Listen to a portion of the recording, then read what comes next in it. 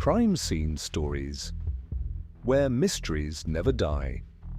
Welcome to Crime Scene Stories, the channel where the darkest tales come to life.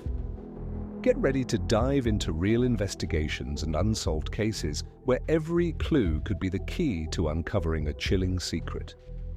Here, nothing is as it seems, and each new story will challenge your mind and test your limits. Hit play and step into the darkest side of reality. Are you ready to discover what's hidden at the crime scene? But they were ready.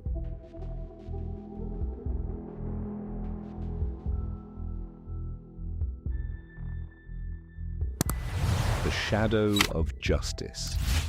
It was a quiet Tuesday night when Detective Sofia Ramos received the call.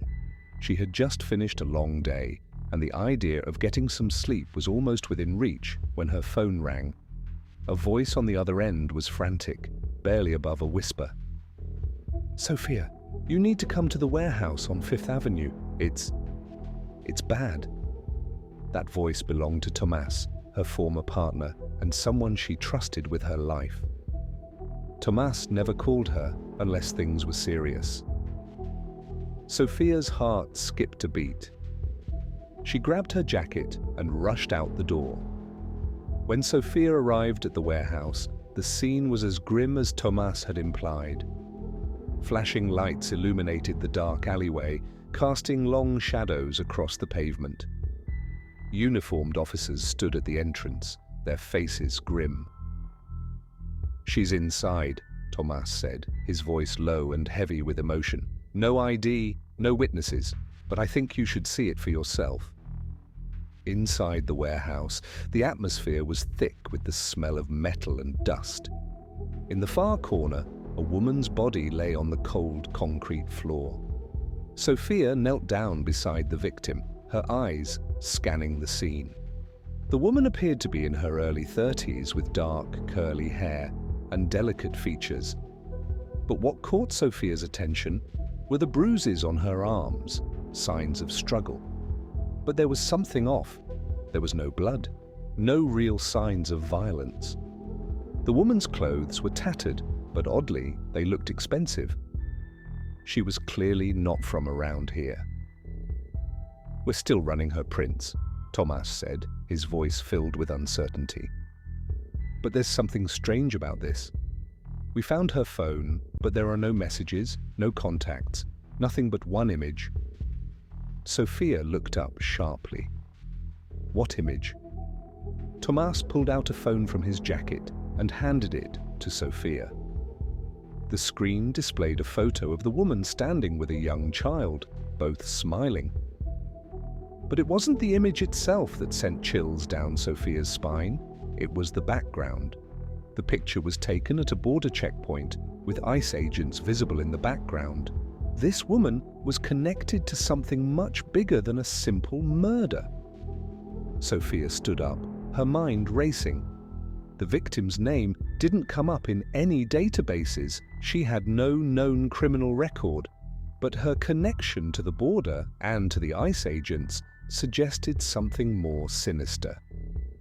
"We need to dig deeper," Sofia muttered to herself. "This isn't just a random crime."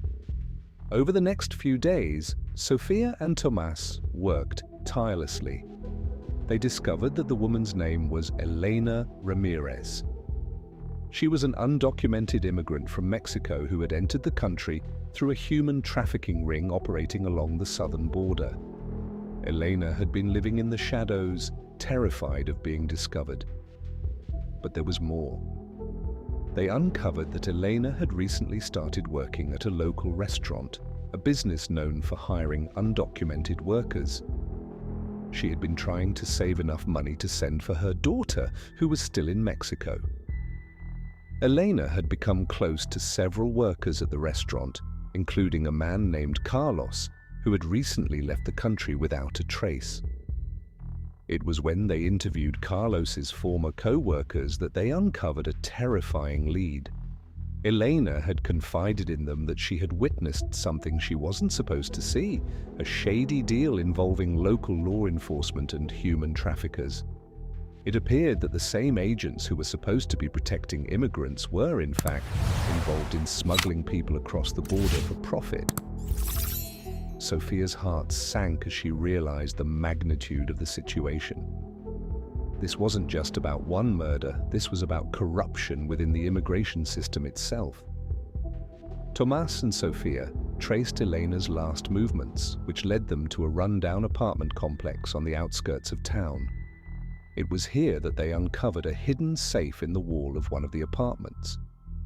Inside were files, documents, photos, and recordings that detailed the illegal operations. Among the files was a list of names, including Eleanor's. The list marked her for elimination after she had discovered the truth. As Sophia pored over the files, her stomach churned. The operation was far-reaching and the people involved were powerful.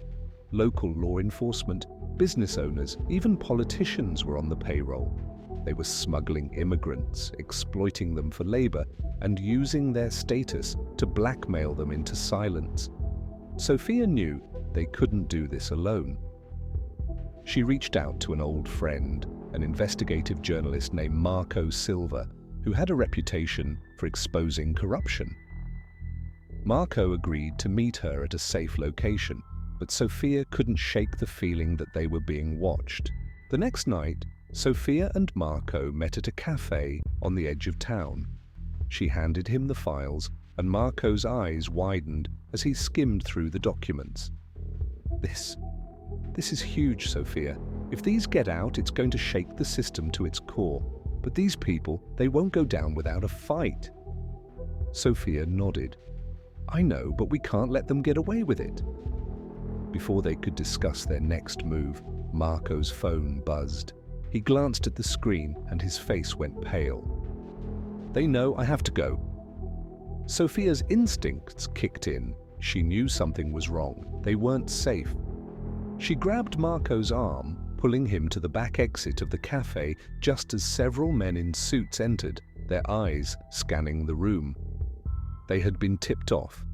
They ran into the alley, but the men were close behind. Sophia pushed Marco into a car and sped off, her heart pounding in her chest. She couldn't let them catch him, not when they were this close to exposing everything. The chase lasted for what felt like hours, but Sophia finally managed to lose the men in the winding streets of the city. She drove to a secluded location and met with Marco again. We need to go public. This ends now, Marco said, his voice steady but filled with urgency. The next morning, the story broke wide open. Marco published an exposé revealing the entire trafficking operation, the corrupt officials, and the connections to the immigration system. The media was in a frenzy. The story was everywhere. But the fight was far from over. As the investigation continued, Sophia found herself targeted. Threats were made against her, her family, and her career.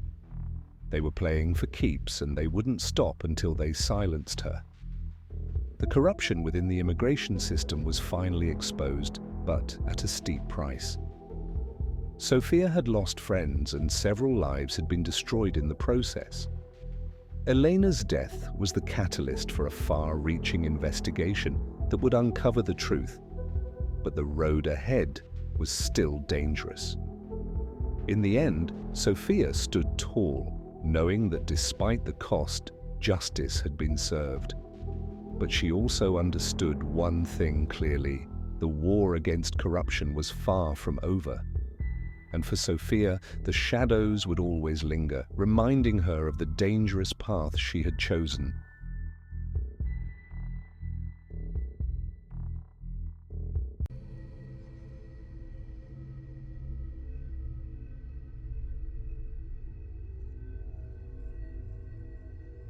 The Lost Dossier. The clock struck 3 a.m. when Alejandro received the call. His hand trembled as he answered. On the other end of the line, his sister-in-law Sofia's voice sounded desperate. Alejandro, they took Elena. The blood froze in his veins. Elena, his wife, had just left work and was on her way home when ICE agents stopped her. According to witnesses, they gave no explanation, just handcuffed her and placed her in a vehicle. Alejandro knew Elena was a documented immigrant. They had done everything right, following every rule and legal requirement. This didn't make sense. His heart raced as he tried to think about what to do. Panic began to take over, but he couldn't afford to despair. He needed to act fast. Determined to uncover the truth, he reached out to Camilla, an immigration lawyer and an old family friend. As soon as she heard the story, she noticed something strange. This doesn't add up. If her documents are in order, this detention is illegal. We need to figure out who's behind this. Camilla began investigating and uncovered a disturbing pattern. Dozens of immigrants with legal status were being detained without cause. Many of them were deported before they could even appeal. The pattern was chillingly organized. The key piece to this puzzle was Officer Miller, an ICE agent with a history of involvement in questionable schemes. Reliable sources pointed to him manipulating records and issuing fraudulent detention warrants. But proving this would be dangerous. Camilla and Alejandro knew they needed concrete proof. That's when an anonymous informant reached out. He claimed there was a lost dossier, secret files hidden in an old ICE office that would expose the entire scheme. With no time to waste, they planned an infiltration. In the dead of night, Alejandro and Camilla stealthily entered the abandoned building. Alejandro's heart raced as he searched through drawers and dusty files. The shadows in the building seemed larger, more threatening. Every noise made his blood run cold. Finally, Camilla found an envelope with the official ICE symbol. Inside there were lists of names, falsified records, and evidence of bribes. Among the names was Elena's with the word "deport" written in red. Alejandro felt a lump in his throat. There was the proof they needed, but also the confirmation that the danger was real. They were dealing with something far bigger than they had imagined. Before they could leave, they heard footsteps. Armed agents. They had been discovered. "Run!" shouted Camilla, pushing Alejandro toward a side exit. Alejandro managed to escape, but Camilla was left behind, captured by the agents. Before she was taken away, she quickly sent the evidence to a trusted journalist. The next morning, the story exploded on the news. The corruption within ICE was undeniable.